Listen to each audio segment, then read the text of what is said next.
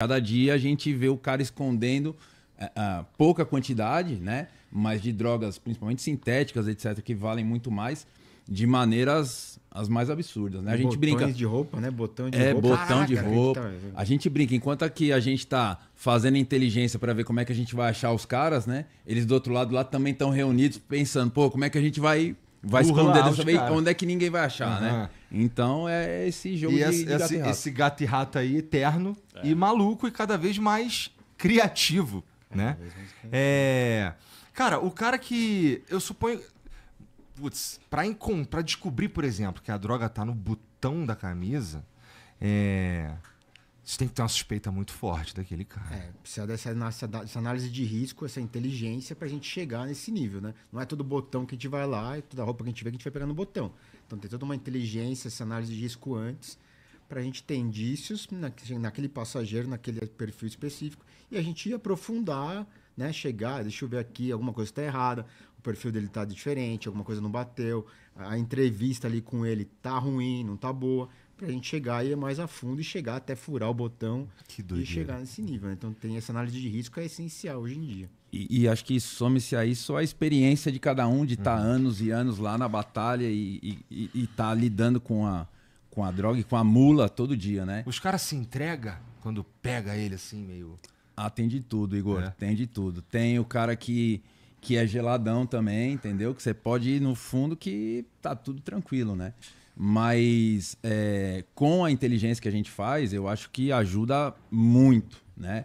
À medida em que você traça a inteligência, você seleciona esse passageiro, aí você vai para a entrevista com técnica, com tudo que a gente acaba aplicando, e você fala, aqui tem. Aonde tá, eu não sei. Se tá na mala, se tá no corpo, se ele engoliu, ou se tá no botão, não sei. Mas aqui tem. E vamos achar, né? Entendi. Então, tem esse ponto de partida, né? Mas assim, o trabalho principal de vocês é procurar droga? Não. Pois é. De forma nenhuma. Infelizmente, acontece bastante, mas não é a nossa preocupação principal. A gente estava falando aqui antes que assim, apesar de ali ter o poder de polícia, não é exatamente polícia, não são exatamente policiais. Exato. A gente faz controle de aduana. Então é o quê? Controle de fronteira, tudo que entra e sai. E aí você se aplica a pessoas, a viajante, bens. Existem tarifas comerciais, inclusive um assunto que está bastante em voga agora por causa dos Estados Unidos, então existe. Então o país tem a sua política fiscal, cambial, que seja, e decide, e a Receita Federal aplica essa tarifa, essa fiscalização. Existe o controle de fronteira em relação a que produto pode entrar ou não, mas em relação a marcas, patentes, risco à saúde. Infelizmente, a questão do entorpecente ela vem crescendo muito, essa questão da globalização, da aproximação de mercados, também servem para eles, e acaba que é uma coisa que está ficando muito comum, mas definitivamente não é o nosso intuito principal do trabalho. Entendi. Eu acho que, assim, em linhas gerais, a alfândega controla a entrada e saída de pessoas e os bens que a pessoa está trazendo, né? Os pertences que o cara tem ali.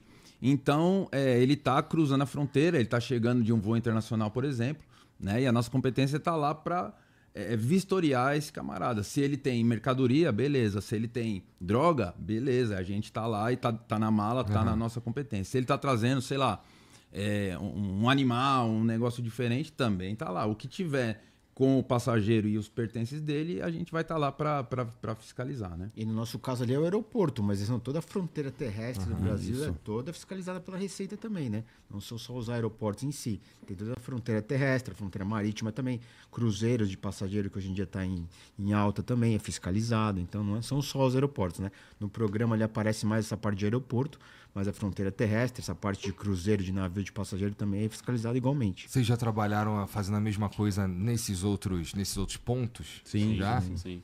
Mas, e não só passageiro. O programa aparece muito passageiro porque tem aquela interação, as pessoas se identificam, tem aquela conversa, mas tem todo o controle de carga, encomenda, remessa. Basicamente tudo que entra e sai passa pelo controle da Receita. Mas sim, a gente é baseado no aeroporto, mas existe muito uma troca. Então a gente participa de operação, vai conhecer Porto. Santos a gente vai bastante em Santos, principalmente na época de temporada de navio, final de ano, começo de ano. A gente tem um lugar que é mais, sei lá, complicado, mais sinistro que o outro? Tipo, o aeroporto tende a ser mais trabalhoso, os caras onde os caras tentam dar mais golpe. Porque, por exemplo, eu fico pensando, lá no Paraguai, os caras lá devem ficar espertão, né? Na fronteira com o Paraguai lá. Ficar espertão, tem que ficar espertão. Porque vagabundo ali vai...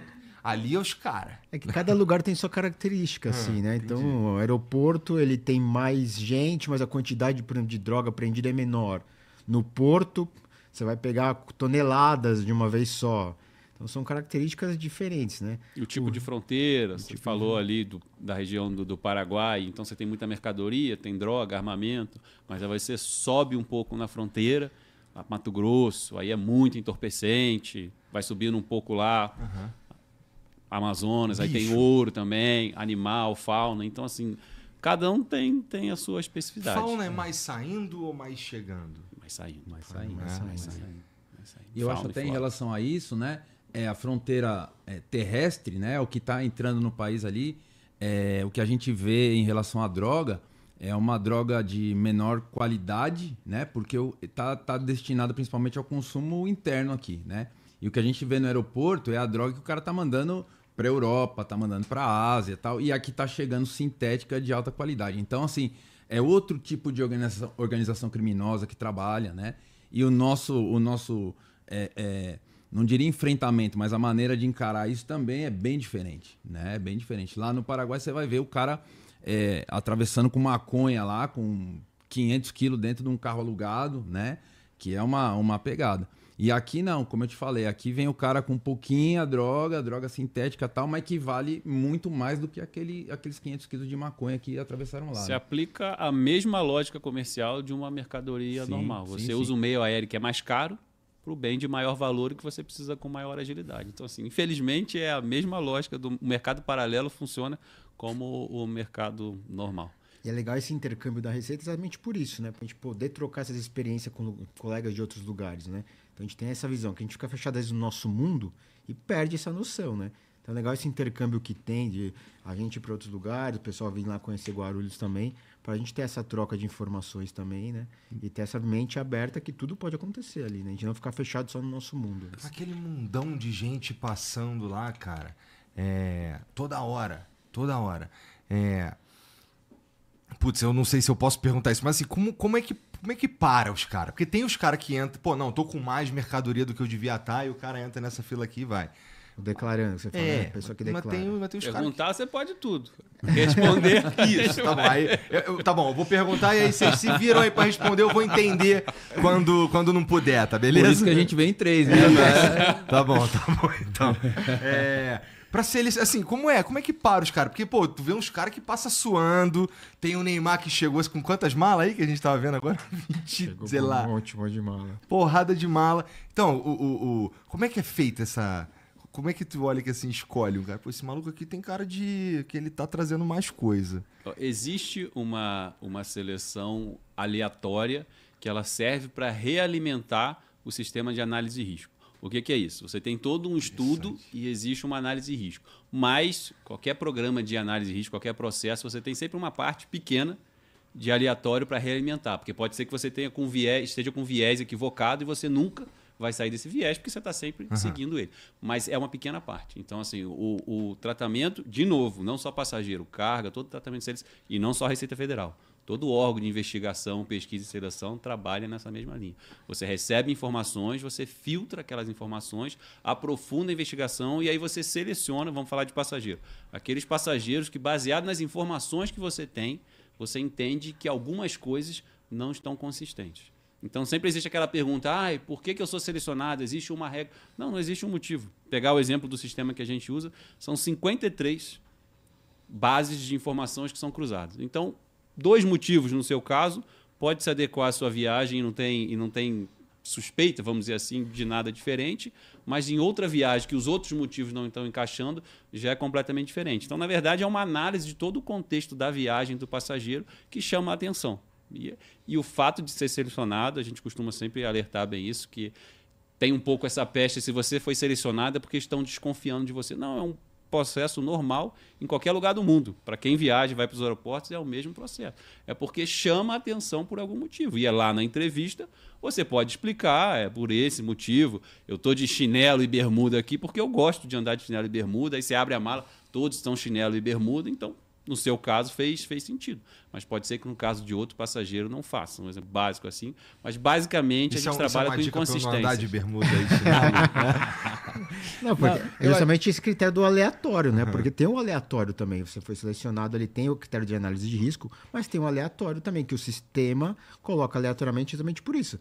Pra gente criar, né? Ver se a gente tá indo no caminho certo ou não, né? Mas é uma parte bem marginal. A maioria é de... Uma parte pequena, exatamente. A gente faz baseado em análise de risco, cruzamento de informações e dados e a sistema.